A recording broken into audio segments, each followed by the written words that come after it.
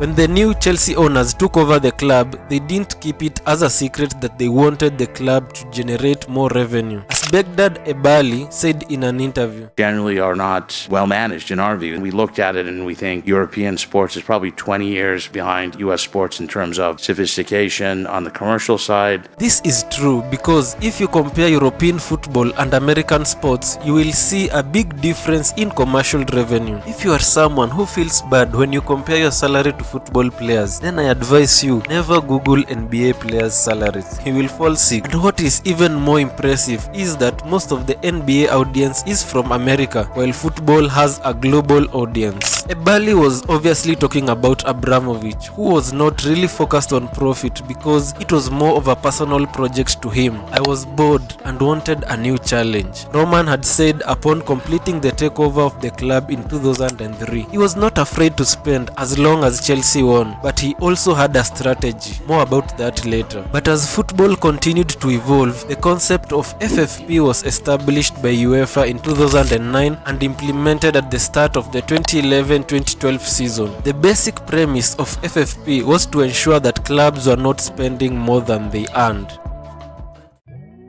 The plan is to buy talented players with the idea that they buy them before they are worth 60 million or thereabout where they used to buy them, and either they become good enough for the first team or they sell for profit. They also have a very rigid wage structure, and these talents are perfect for implementing that as they aren't on much at all. Some of the signings you can clearly tell are for future profit, and then you have the young phenomenal talents like Estevao and Paez, who are clearly seen as the best in the world at their age, and for good reason. So they give these talents long contracts initially to amortize the fees for 7 to 8 years, which has now been reduced by UEFA to 5. For those not familiar with the term, in layman's language, transfer fees for accounting purposes are spread over the length of a player's contract. If they buy a player worth 70 million euros on a 7-year contract, they only pay 10 million euros every year. I will talk about the 70 million player later, but the financial department for this club has to be filled with some of the most creative professionals of all time. The amount of loopholes they have exploited so far is mad. Recently, they sold their own hotel to themselves and have also been suspected of inflating the transfer fees over a deal involving Ian Madsen and Omari Kellyman. This all results in a lot of academy talent being sold as pure profit on the books. The idea going around is that this is the final window of a 4-window plan. Past this, the idea is to make less volume of investments but still have the same general strategy but calming it down and cherry picking a bit more. Whether this will be successful in the long run, time will tell, but there are good examples already. Cole Palmer is the standout pick, but there is also Malo Gusto who has come in handy for Chelsea. There has been no drop in quality at right back when Reece James has been out, which is almost like every time.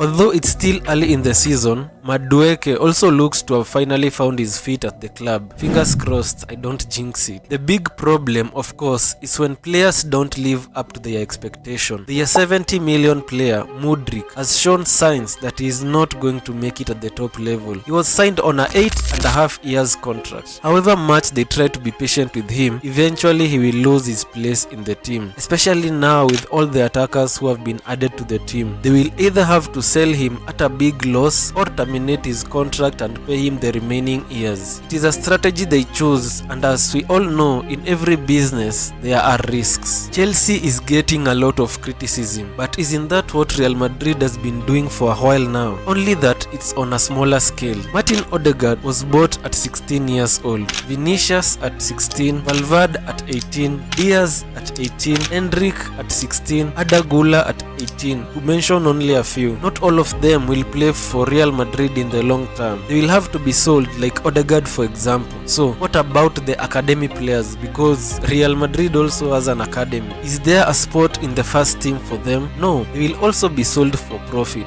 Let me give you a bonus, a fun fact here. There is no single player in Real Madrid's first team from the academy. How? Hold on, bro. How? I think that there's going to be a lot of evolution. Treat your players of the academy as academy product, not academy players. While we as fans may not like it, since we are attached to academy players and local talent, we have to accept that it is what football has become now. Man City sold Palmer to Chelsea. My thing was to never leave City. That was not my intention. I wanted to go on loan for a year, come back and be ready for the first team. But they said I can't go on loan. Like, either stay or you get sold. Sancho to Dortmund, Lavia to Southampton, Jeremy Frimpong to Leverkusen. In the previous regime, Abramovich's strategy is the same one being used now. They sold Fikayo Tomori, Tammy Abraham, Jamal Musiala, Tariq Lamptey and Mark Guehi.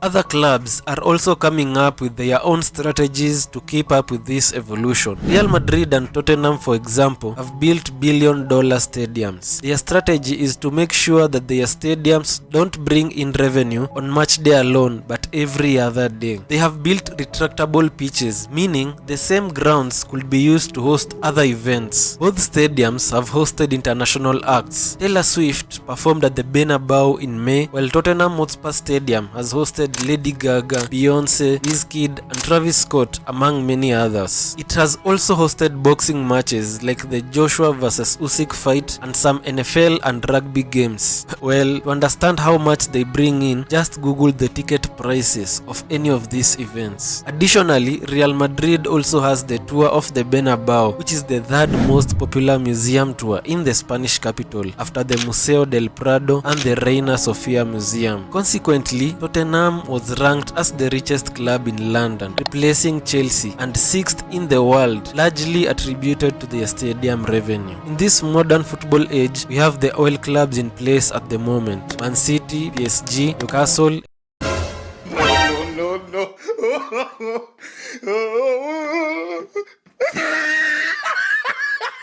Clubs now have to think, what can we do to compete with these teams? Tottenham and Real Madrid have their stadiums as their oil, and Barcelona is also renovating the Camp Nou, and Chelsea also has their strategy. Where's João Felix is going to play? You know what I want to ask you? Where's he going to get changed at the training ground? I'm deadly serious. At this point, I believe people just jump on the wagon of criticizing Chelsea just for views and engagement. I am sure you have seen this image before and more than once. Everyone is pushing the narrative that Chelsea has 42 players. I'm working with the 22, 23, 21 players, no with the 42 or 43. Maresca already said this in his press conference on Friday before the Wolves game. Yet, Sky Sports showed this image on Sunday, 2 days later, in their match coverage just before the Wolves game. During the 2018-19 season, when Abramovich was the owner, Chelsea had 42 players on loan. Yes, you heard me right, on loan. Chelsea has always had many players in their books, looking to either develop them for the first team or sell them. It's the exact same strategy with the new owners. While we as football fans may not like how the Chelsea owners are running the club, that's modern football now, and this is scary because other teams may have to come up with their own ways of earning more revenue, which we as fans may not necessarily like, so as to keep up with the evolution happening in the game.